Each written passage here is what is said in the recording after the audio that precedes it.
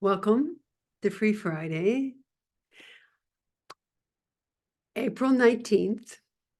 So this is Errol and my anniversary. So we are celebrating with you. We've been together 40 years. We got married, we practiced for 2 years, as Errol says so boldly, and then decided to tie the knot. And we've been together ever since. And so our talk today is exploring your relationship to future. And in some ways, when I look back to the feeling that Errol and I were, that meant to be kind of piece where this is what is, and we are together and we're working it out enough to know that we can make a commitment. And so we committed. And what we knew that we had to commit to probably more than anything that would bring about our longevity was our spiritual practice. Not that we're going to sit every day and meditate and do all of that stuff. It wasn't in the form that we were addressing. It was around an ability to be honest, a willingness to work things through, difficulties that we had, honoring each other's differences, and all these pieces that were there continually presented themselves with different situations, different faces on them. And we watched ourselves grow through time. I remember when I told my mom I was going to get married, I was like, oh my God, I got to sit down. I got to sit down. And my mother is not dramatic. I mean, she's more matter of fact. When I was like, Mom, what are you doing? She says, I'm sitting down. I said, yeah, but why? She said, because I never, ever, ever, 3 evers, believed that you would ever get married. And honestly, I didn't think I would either. It wasn't in the cards for me to think that I wanted to play any role that had to do with these kinds of images of being together. I think what became most important was I realized that I couldn't grow anymore on my own. I kind of come to the end of my own individualisms. And so that I had this feeling that the mirror that relationship brings, the projections, all the different kinds of places where I could conveniently go unconscious or pull back into my own private little world. It's like I wasn't going to grow the way I needed to. And that brought a whole other level of relationship into my future. It's really interesting. It's like the power of time, right? So we can go back into windows of experience that have happened to us, often in emotional memory, we find ourselves standing in an auditorium that we were there 20 years ago, something along the line where there's enough memory of what I was in that time that you literally have the sense that you're standing there as a voice of your own future projection. Here I am now. What did this part of me over here project or think about as it was creating that world? So that we've had many an opportunity, if we do synapsing, to greet our future self that we created times back. Probably one of the more dramatic stories was told to me about this. She sort of seeded the idea for me, was from Anne Mortifee. And she told a story where she was in a barn. She was in a very uncomfortable situation of being abused. And she said, so all she did was her focus, she said, kind of went up, and she looked out into the light and she saw this blue silhouette. And she just stared into this blue silhouette to be able to survive whatever it is that happened in that moment. And she thought it was an angel. She said she remembered and felt this angelic presence continuously through various chapters of her life. She then had the opportunity to go back. She grew up in a plantation in Africa. She went back to the barn. She was standing at the door. She was wearing all blue. And the light was shining through that it's like it kind of like a silhouette aspect of it. And she went, I am the being that little girl saw. And when you go through these situations, there's a part of you that may wonder if you made that up or you just put too many dots on the page to make it all make sense. But when you have an experience, a deep feeling in your body that gives you a congruency and a depth of understanding, you recognize that in that moment, her future self stabilized her to be able to survive and become the great, great woman that she is today. Artist extraordinaire. So as we're here, recognizing that we have windows of future that we've been playing with ever since we got here, and your relationship to that. What I want to explore here today is, how can we deepen this? How can we make it more curious? How can we make it more interesting so that we have our relationship to future? And now we're going to go exploring on your part. And if you have a paper pencil to jot down some real key words here, then we can put the puzzle back together even more clearly when it becomes a visual aspect, should you lend yourself to that sort of thing. And so that I would like to know the qualities that you project into your future. What emotions, when you think of, oh, there we go, aha, that which lies ahead, that which is put in front of you, what are the qualities that you would project into all the visual experiences, the plans, the places that you go to experience yourself that have not yet happened yet, right? What are the qualities that you use? And what I realized for me when I was answering that question for myself is that I actually would have to have two columns. The part of me, when my energy is open, and at this point, given from practical reason, I'm more open than not most of the time, I recognize that most of my projections, I project fun. I'm into fun. I'm ready to have a good time. And anything I'm projecting out into there, if I can't figure out how to do it, I'll just add a little bit more juice. I'm going to drive over the Pali.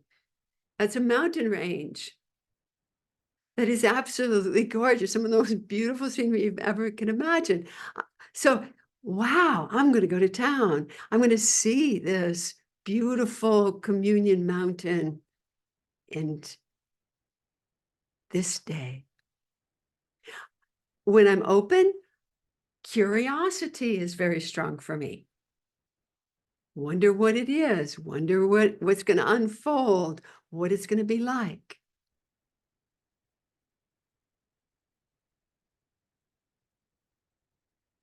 I project an orderly universe. Now, these are mine. I'm giving them to you so you can spark yours to have a sense that what is the energy that moves ahead of you?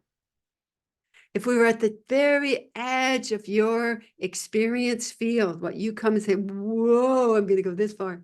It's like, what do you project into that when we're open?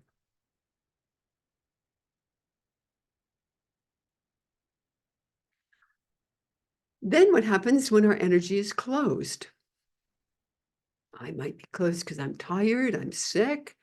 I could be closed because I'm being triggered from some kind of old memory experience. I could be sensing that I'm stepping into something that's going to be, as far as I can tell, extremely challenging or difficult. My first projection there, when I came to how do I treat dread, I don't, it's like I will do it, but my spirit is not there. It's like pulling a very heavy wagon down the road. That when my energetic is closed, fear can be close at hand. And if fear is active for me, unless it's really, really strong, I have a little Johnny jump up manager that manages my fear for me. And so I become quite controlling, ordered, sharpen my pencil, shall we say, as to the instruction book of time that's supposed to happen, right? And I realized that what fueled that overly controlled kind of attitude and projected energy was my fear. I'm not sure what your fear does. Maybe it just is this contracted space that makes you continuously looking for danger or for something wrong. What else? Okay, so we got 3 qualities here: that your energetic field is open, you're meeting your future, you're meeting who you are and who you are going to be. Here's your next moment in front of you. And when your energy field is closed.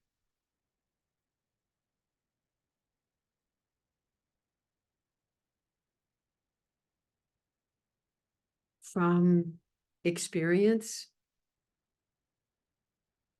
when my energy field is closed now, I look for cause. It used to be a habit that when I would come up against anything, that I would have a sense of threat, habitual, closed. Then I would tell you what I think is going to happen or what's going on as if I was speaking the truth. Would nary ever say, this is my projection. No, this is what's going to happen. So that I learned early on that life is not nearly so life-giving when I'm in a closed field. In fact, I actually was able to recognize that in opening my field, only if I could just open it to my own sense of self. Nancy, I'm here, girl, party of one. Whatever was going to happen in the next aspect of my time was much more workable. So in this closed reality, I trained myself to drink water, for the most part, to keep my mouth shut, rather than spouting off all the things that were wrong with everything.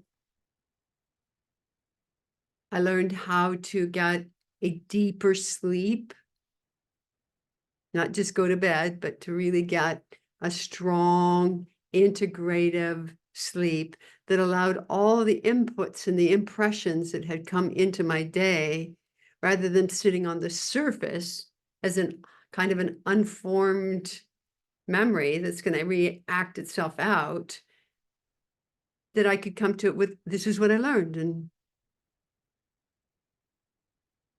this is what's in front of me. So it doesn't mean that when we come to whatever is our future, that we're not going to face challenges. But what is our relationship to that challenge? Who do we bring to the party? That's what I want to talk about today. So take a look at your little list here. This is, since here's you moving into your next world open. Here's you moving into your next world closed. Probably if there's anything that you really need to apply to a feeling memory, is knowing the difference between open and closed. Because you catch me in my closed, fearful control mind, God, I will insist upon it. You fool, that I am open. Da-da, right? It's like, so you got to know yourself. You got to know what you're bringing to the party. It's got to get a little bit more interesting rather than solid, judgmental. You know what? It's worth it to know yourself this way. So let me tell you what sparked me. And I wanted to come on and just be an advertisement for this when I first saw it, but I realized that it'd probably be much, much more skillful, because there's reams of information of me trying to give you what I thought was important, is that if you're interested in future, I would encourage you to go see a PBS special that was made called The History of Our Future. And in that, they started talking about where we are right now in consciousness. And again, these are statistics and measurements and questions asked. So one of the pieces that he talked about is, he said, we're at the lowest ebb of right relationship or positive relationship to our future than we've ever been.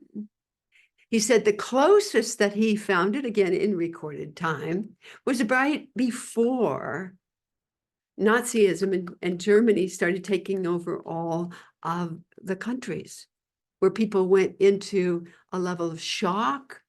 They went into a space of apathy, disbelief, but they closed their sense of self because they couldn't deal with the reality of what was coming.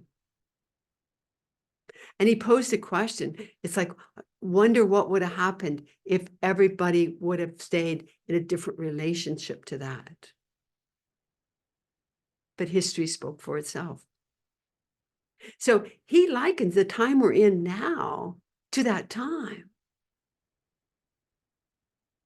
That a artist that came to speak, because it's 3 or 4 series, she's this beautiful woman with great music talents. And she said she went out and asked a bunch of people what their purpose in life was. And she said 70% of them didn't have a purpose.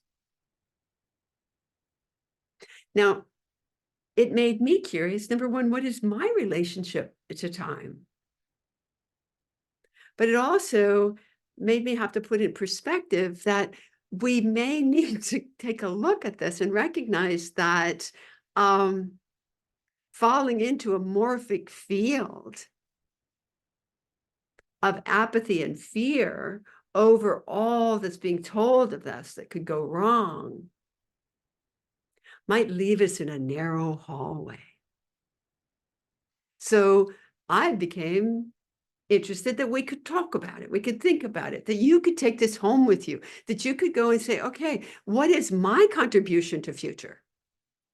And so that within that, the other point that he made is that there's these huge, massive shifts in human consciousness in its waking up times.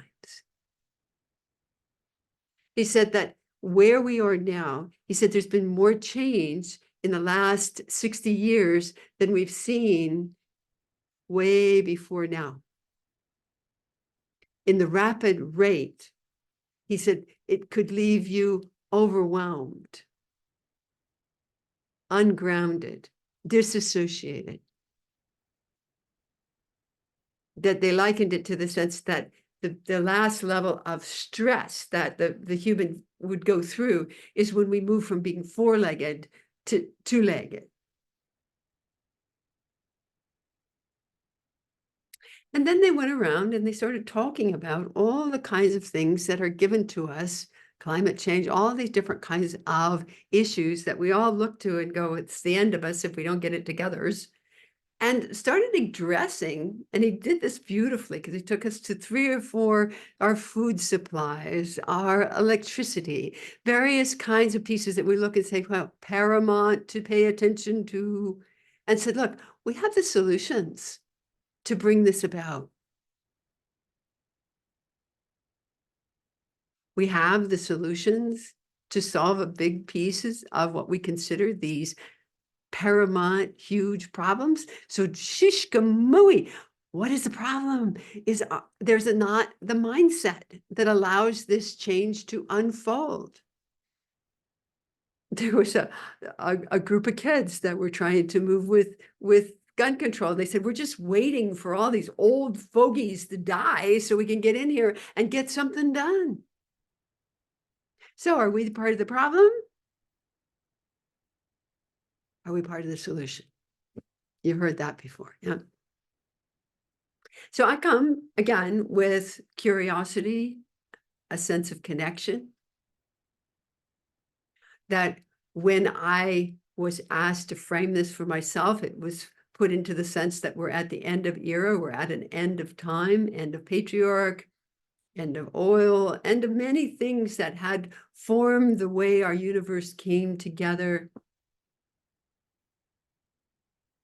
The ends of the mechanical worlds. That this end of cycle, it gets recycled. And then there was the power of new cycle. So I come to new cycle, I have no idea what it is. I know what it's not. You know, said if you're living, again, this is a personal conversation I have with my source. If you are living in old cycle, you will be grieving deeply. So I realized that I'd done grieving probably since before I was born. My mother was in grief when I was born for a lot of different reasons, all good ones. And so that I was born under that feeling of impermanence. The rug can get pulled out of, from any minute, the rug can get pulled out. I had a lot of dreams of death when I was a child. I projected all my securities falling away. When you're a kid, you basically don't know who to tell, you know, mommy, I just saw you hanging over there on the van. You think you're dead. You don't usually announce those things. So that the dynamic of this projected loss is something that was my norm. I would find myself feeling so guilty. I was like, I had to keep saying, I'm sorry, I'm sorry, I'm sorry, for something I didn't even understand what I was sorry about. But somewhere in here, I think I had this thread that I should save the world somehow, some way, and that I didn't have any capacity to do that. And I talk with a lot of people, and this light that's sort of on in the basement that says that we have to be responsible, to regenerate, to give back, to love, to honor the power of life and earth. I find it in most every person I meet. Their relationship to it varies greatly. That what I found for myself in that is that I didn't feel in my personality capable of taking responsibility for the power of the earth. And I think I put that part of myself to sleep. And it was only when I got old enough to realize that this wasn't about me rowing the boat single-handedly off to somewhere. It was joining in a movement, a current, like getting into a river. The synchronicity of us all rowing together, moving as a level of consciousness greater than ourselves. So yes, the strength that I bring to that movement of time is important, but it is bigger because we are all in the rowing. So when we're coming to some of these statistics that are being given, I started to wonder how much of this morphic field have I absorbed unconsciously? So there is, every now and again, you have to find out, is this my day to die? I basically realized that probably the first thing I should do is not overcome my fear of my own disappearance. And so that in that, to live and foster the part of my nature that is timeless. Now, I do these things because they're interesting to me, and they bring very dynamic inner influences and energetics into my awareness. So here we are, your relationship to your future. We asked you, have you met your future self at any of these intervals? That you stand and your book is finished and you look back and remember the thought that said, should I even do this? Do you think it's possible? It's like, oh my gosh. Right? That we click in and go, wow, here I am. And what did I know about myself before the whole thing started? And how much did this level of impulse or the vision or a strength of pull of knowing, how much did that influence you back in the time when you weren't able to know or to see what was going to unfold? Right? That's where we started. Then we asked you, what are your natural motions? Let's get to know you. It's like, if we're going to come, let's go somewhere. Do you get all afraid? Oh my God, it's like, right? Is that your temperament? That when we come and we have a sense that we're going to go off to do a chore, is it just going to be kind of a heavy thing that has to get done? So you just push through and make it happen in your control body? Or is it an adventure? Is it fun? Is it connected? It's may take, again, many different cycles that we live through, developmental processes in our brain before we come to a right relationship to our values in relationship to time. You've all heard my story, sitting on Errol's dad's knee. A man single-handedly got himself to America right after World War I. He had nothing. He created an amazing, energetic life by being absolutely driven. Get to the store, get it open. So he's there by 9, goes home about maybe 7 to 8:30 every day except Sunday. We got a half day off, right? That drive and push of this man to survive for his family. And I'm catching him, and he's in his 80s. And I'm just sitting on his knee, and we're having a little fun bounce. And he says, Nancy, it's only one thing. There's only one thing that's important in this world. You know how you do this real fast flick of what is that answer, right? None of my fingers answered what he said. It's all about the love. Now, there are many ways I would have described him. Many ways I would deeply respect him. Love was not something that to me was his first nature, but he came to be clear enough in his own nature to know that the feeling between us of warmth and appreciation and connection that celebrates that we have this moment bouncing on the knee is the most important thing. So how many moments go by before it is that we realize we're alive? How many moments come to really give us a sense that it's not really how long we're here for, but what do we bring to it?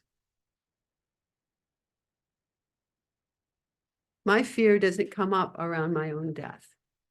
I do fear Errol's, my buddy, my 40-year partner.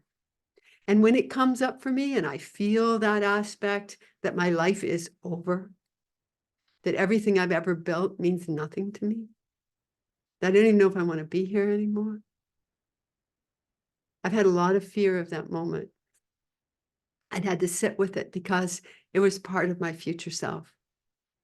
I had to be willing to recognize that I needed a relationship with this. And the most important thing that I found as far as being able to be really honest with this projection was that I needed to count all the moments in between and not let anything get in the way of this love. To stay grounded and honest with what I'm experiencing as me. To accept that we're here to learn to be kind to each other. That was Errol's prayer for years at the lunch table. Please help us be nice to each other, right? We're intense. So that this projection that I have from a fear of loss could color everything in my reality. You choose what you project that on.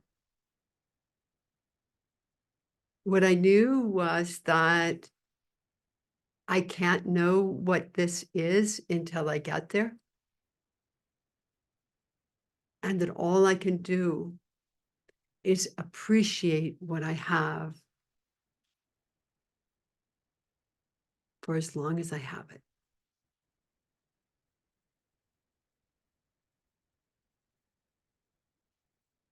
I'm going to shift gears here.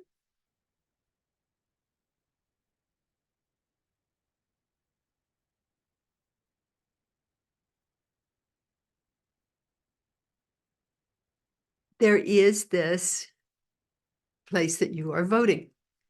The energy that you hold around that which is coming, your level of participation to who you are and what you can do to be part of the world around you. I think it's important for you to see how you're going to contribute. First, from maybe a small way in your day, so that I can tell when I'm at the grocery store and we're having a little exchange over probably the broccoli or something.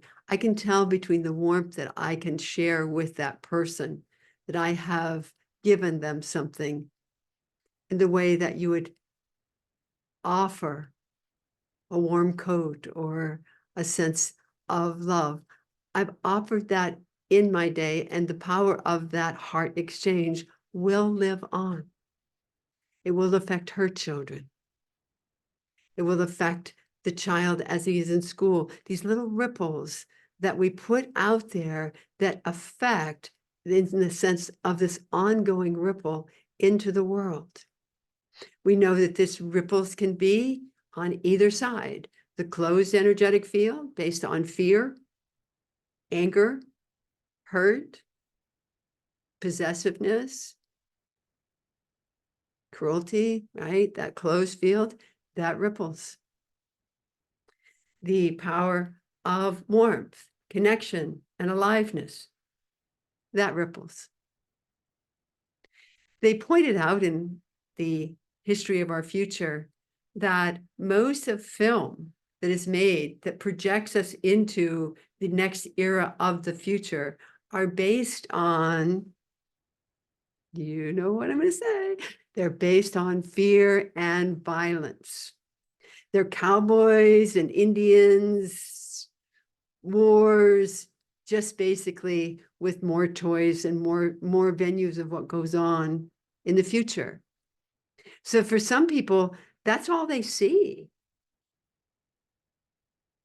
I think that's important to realize. Where is the positive expectations of life unfolding? And I have a feeling they do live in you and they need to be shared. They did this experiment where they went around, you do a past life and you go back in time and you kind of find out what goes on. They decided to do it the other way. They did a call for the sense of, let me fast forward. And they didn't go that far, I think 50, 75 years. It's like into the future. And they said, they did probably 50, 75 people. And they said they all came back with a very familiar and similar projection. They said that people were living in small unit tribe situations, growing their own food, living in their own little ecosystems and their own sense of connection.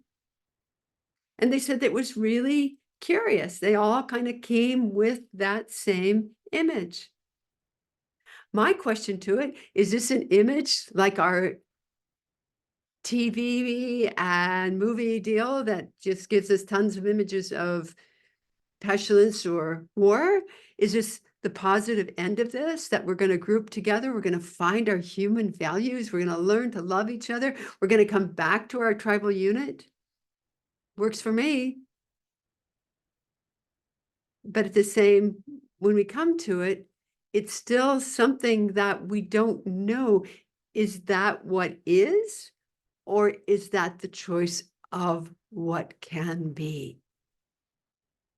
As a trained psychic, I had to be very careful around some of these lines of see into my future, Nancy. Tell me what's going to happen.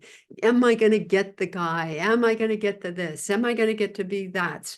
And it's something that there's different threads that happen that you basically read. So that the more crucial element of answering these questions is the consciousness of the person I'm talking to. I had this young girl, we were doing a psychic tree. So there's like 6 or 7 people sitting at little tables. You sit down, you give them your little coupon and they ask the question. I'm listening because I just got to Honolulu and it was a job and I was into it. And so here's this person walking along, asking the same question to each person. When am I going to get my boyfriend? When is I getting my boyfriend, right? I watched her and she moved, same question. I ended up being probably one of her last people. That if what was said to her was real, one would think she would believe it. She would walk out and say, well, she just said October and that must be it. I'll be ready. But there was nothing in her that had left her question. So she's standing here as a magnet with something that she wants. My question is, does she know how to receive it? You watch the romantic TV and I want one of them, right? They always end at the kiss. It's great. But does she actually know how to be in a relationship? Does she have the skill set necessary? So the question she asks should give her the next step of her preparation and her answer. If she's at that point and we have the level that she's ready, then the magnet opens and voila, it comes in. So as a psychic, I have to read her magnetism, her readiness, her capacity to receive. And as a teacher, I have to be there to find out what can I offer her as her next step that will be as important, as magnetic, as exciting as the question itself. So that you were, again, you follow these pieces. When I would watch various kinds of readings and different things that would come, or in myself, we would follow this. And so what is their conditioning line? What happened yesterday? Oh, okay, well, let's find out if that's going to happen tomorrow. And it's like, and so that there is a condition pattern line that you read. I thought that instead of me talking to you about this being in your future, I should actually talk to you about the pattern base that you are using to create your future. It ain't happening to you, honey. You are happening to it. Right? So that these are pieces where, again, being in that aspect of the visionary or the seeing, there would be certain pieces. It became my desire not to influence somebody into a thought form that could cause problems for them because I thought it was a good idea. I ended up looking at again, asking more questions. Do you know your relationship pattern? How many times have you manifested the same archetypal person? And what are you going to do in the future for that to be different? Most people wanted to learn, and when you could offer them something that said, yeah, this feels real, I'm going to create my future from the sense of working and knowing myself so intimately that it is a natural extension of the now.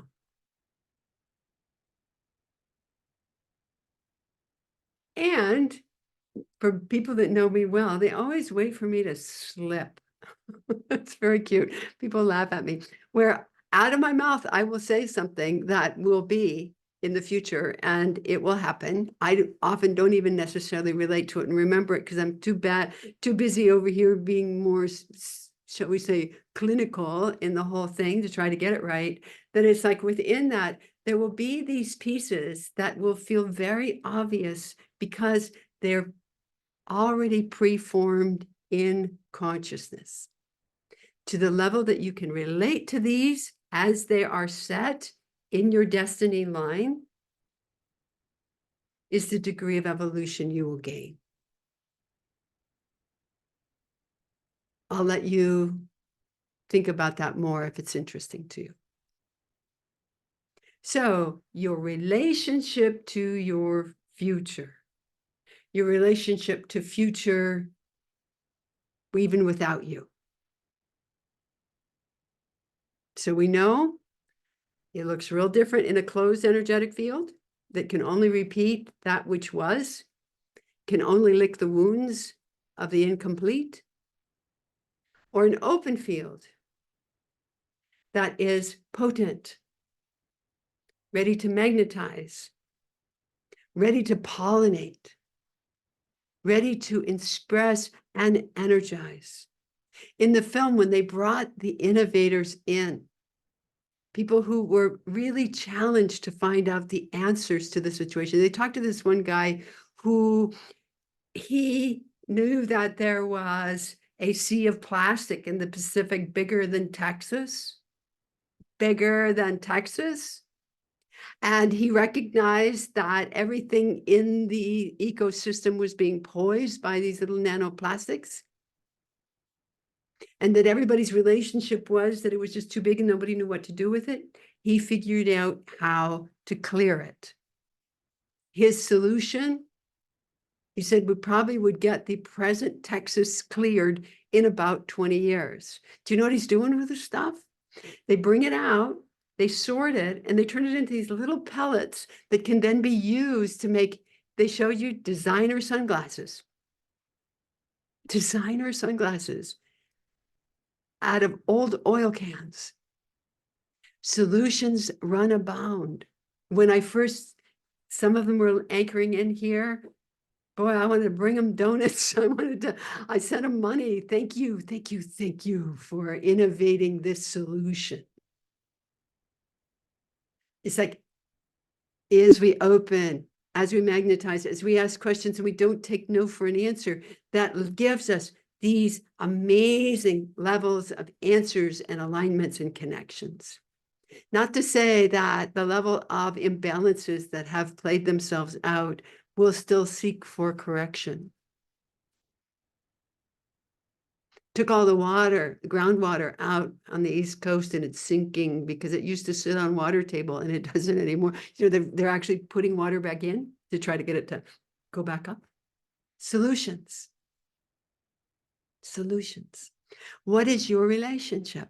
So if you have lived where you've in this darkness around the sense of future, if you're in that spot, accept that you're in a closed field. And in a closed field, you will have closed energy. Okay. So solution, practice opening. Find a place that you feel safe and ask to open your field. Learn how to do that. That might be some of the greatest gift that you could give to us, is by having a consistent understanding of the strength of a closed and open field in your consciousness. So we thought it would be fun for you to have maybe a tool in your back pocket, something that you could use that would be this innovative aspect, this level of opening, especially if you're still in a transition, in the sense that you are only seeing what has been before and you can't see beyond that, right? Our closed field. So we come with 3 qualities. We want you to use all of them. When I was coming to our talk today, I thought maybe this might be the most important talk as far as the contribution to the bigger world that I may ever give, as simple as it is. So we came up with the IMP. IMP. It doesn't quite sound the way, if you say it fast, it doesn't sound. So I want you to choose an I or an M or a P. And this is going to be kind of equivalent of our 1, 2, 3s, right? But I thought we'd play with it because all 3 of them are important. Imp. The imp mode. So that this is a tool in your back pocket that you're going to be reaching and looking to. And it may be, again, a discovery method for you to have a sense of how this works. So that all my eyes, I want to encourage you to use your intuition when you're working with your projections of your future. To use your intuition. What does your heart tell you? A form of intuition. What does your desire body tell you? An aspect of will and magnetism. Intuition has these 2 different frames, one magnetic, one more from the heart space. The power of moving with what you love, your destiny, your awakening.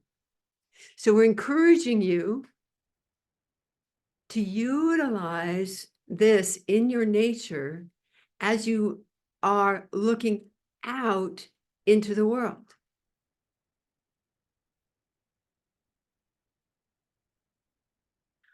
My M's, the second one, I want you to embrace miracle-mindedness. It's a mouthful. Miracle-mindedness, write it down. Miracle-mindedness says that, in the kind of the general description of all of this, is that you can't explain how this happened. There is nothing in your logic or things like that that could express how it came about. In fact, a lot of people will go to situations and try to deduct very specifically the steps, so it wasn't considered a miracle. But even when you come to it, It's like everything is a miracle or nothing, right? It lives in this level of explosion that gives us the sense that I may be asking for something that I would like to see unfold in my future, or something that just happened. And when we have no other means of being able to say, what is that about? This presence of spirit and power of creation enters in, something happens beyond the framework of anything I can imagine, and it becomes a miracle. That it gets so far out there that some people even make fun of it because it's the sense that it's not grounded. I personally think it is grounded, but it's grounded in the divine.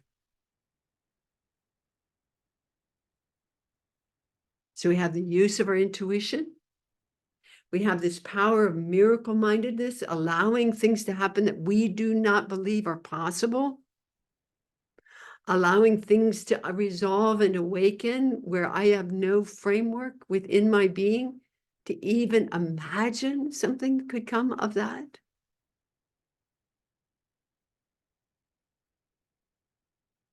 And our third, our P, premonition. Premonition is a feeling.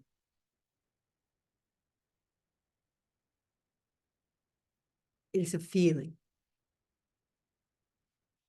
I can sense that something is going to happen. Something there. I can get premonitions over some of my favorite stuff at the health food store going on sale. I mean, I'm a practical girl, right? That I can feel it.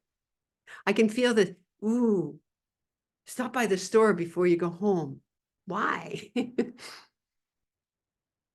I ever got a logical deductive answer. I would have to use my intuition if I wanted more specifics. My premonition just, it's like a magnet that's drawing me in.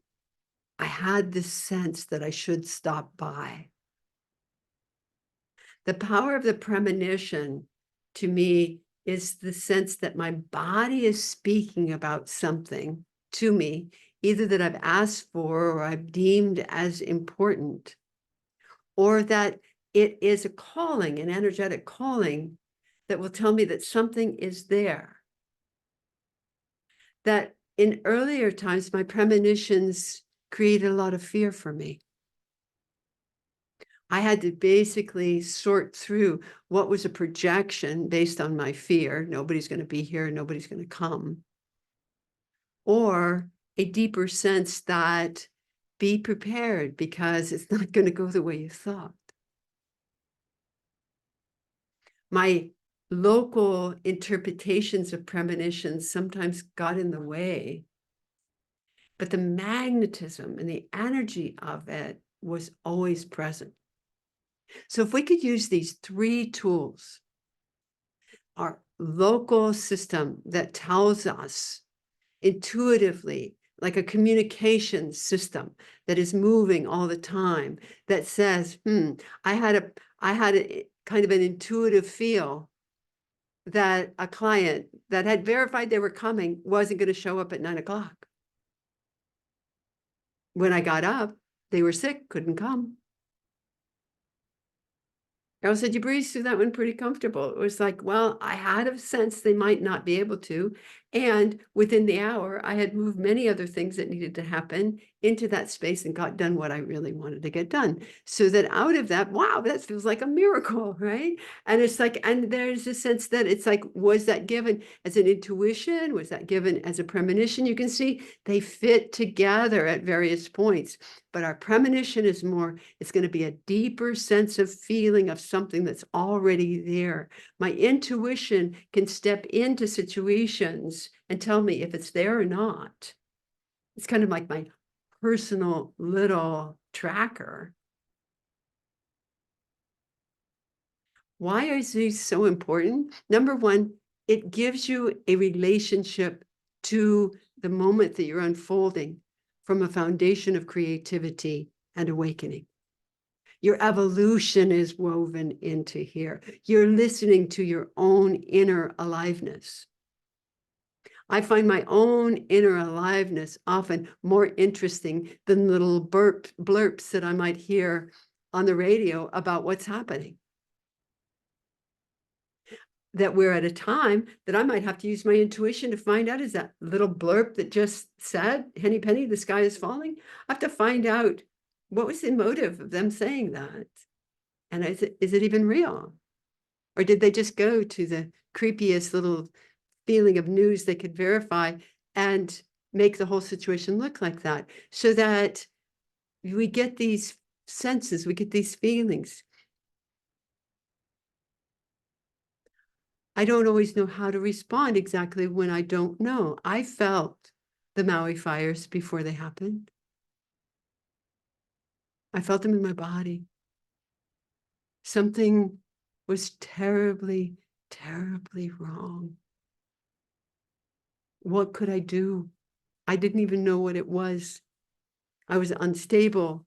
Okay, Nancy, your now is the only thing you got. Stabilize the moment. So I listen because I would love some content to why I'm feeling what I'm feeling. If I don't honor this premonition, I just write it off. I don't participate in the necessary building of prayer and alignment that might be needed in that time. So we're going to feel our future. We're going to have the ability to use our innovation, our intuition, the right questions, our ability to sort and discern, the ability to allow things that move far beyond my comprehension to unfold.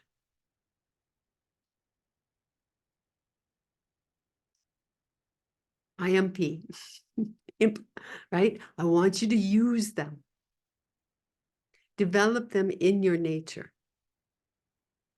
Find a means of building an evolutionary future for your own nature that leads you into timelessness.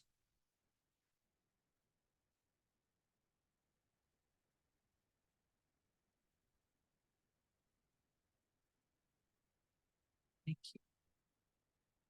It is always my joy to be with you in this way. Aloha.